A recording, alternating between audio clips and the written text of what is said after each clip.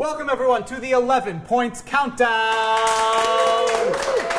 Today we are counting down your results of the 11 best things about high gas prices. I'm Sam Greenspan. I am joined today by the classy Colin Marshall, our first guest ever to wear a tie.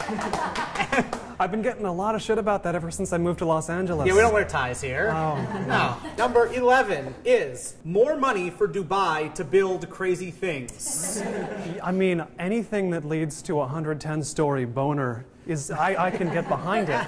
But you see these articles like the Emirates are on the ropes as gas prices go up. So something's wrong with their financial model, isn't it? You'd think that as gas prices go up, then they can build underwater cities and escalators to nowhere and stuff. It should be correlated to gas prices rising. It should be, but it's getting toward the dead theme park. Well, yeah, you can't have Dubai having Scooby-Doo theme parks. That does not jive. Number 10, best thing about high gas prices.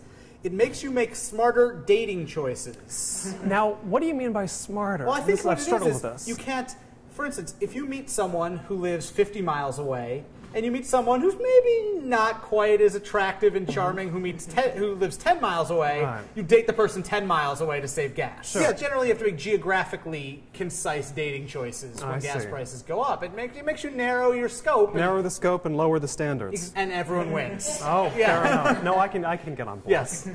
The number 9 best thing about high gas prices. Less pressure to drive to your relatives' events. Oh, sure. Although, why are you living that close to your relatives? You know what I mean? Yeah, in this day and age, people either move far away or they live in their parents' house. Yeah, I mean, it's Los Angeles. You came from Muskogee or something, and you left it all behind.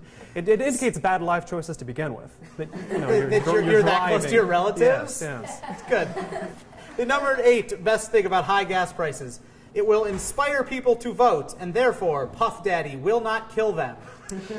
Are we dating ourselves with this? I make jokes from 2004 to 2006, only you exclusively make those jokes. Right. The threat of Puff Daddy is ever present. Yes. He hasn't gone away. He isn't threatening to kill people for not voting anymore. Right. However, he's still around. Number 7, best thing about high gas prices. You save money by drinking at home. Yeah. Hard to argue with that, though. I mean, what's this location going to think about this? Right. We're in a bar. We are in a bar. Santa Monica, pricey area. Yes, but they don't have to know because they don't pull this up. They leave us here by ourselves. There's no one manning this you're bar shooting right now. here? I don't know what they think is going on, but they just give us free reign of this place. Like I poured that beer for you. Like, I went behind the bar and poured that beer and did a horrible job of it. God. But I did that. If they find out, you're going to be at the Shakey's pretty soon. Yeah, we're going to downgrade this to the 11 points countdown from the cheapest Long of them John all. Silver's. Yes. The number 6 best thing about high gas prices, less traffic. If Puff Daddy tells you to vote, traffic gets bad, you vote for low gas prices, the traffic gets worse. I mean, there's this political entanglement, isn't there? I mean, I can't touch this with a 10-foot pole. Yes. Was this Crossfire? What are you running? It would be the kind of conundrum that makes the computer at the end of war games explode. Right. The only way to win, Sam, is not to play. Right. Number 5, best thing about high gas prices.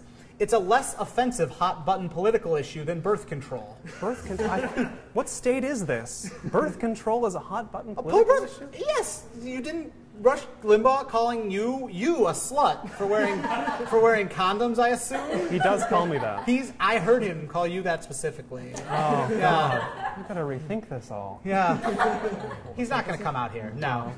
We can use all the condoms and sponges and rhythm method we want out here. What about intrauterine devices? Intrauterine devices. Those are more popular than you'd realize, really? Actually. Yeah. It seems very painful. One time on my website I wrote about like IUDs, and I was like, yeah, you ask your grandma, and I got all these emails being like, I use an IUD from young women, and who knew that IUDs were up there? I mean, those are up the whoa. Yes. Oh, see, that's the kind of signature wordplay we're going for on this show. Yes.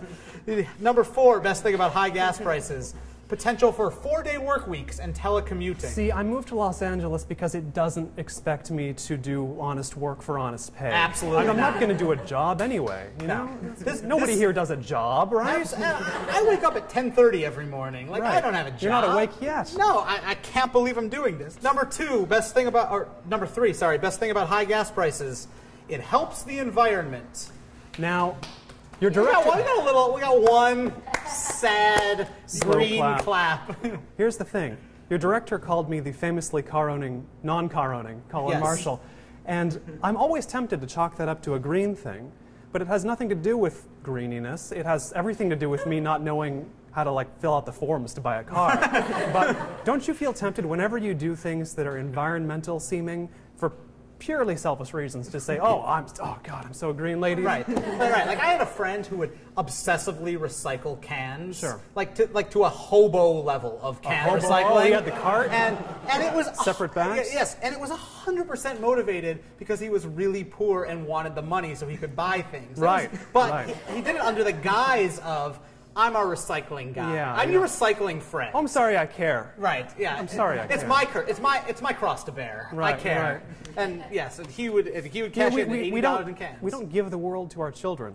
We borrow it from them. Wow, that is deep.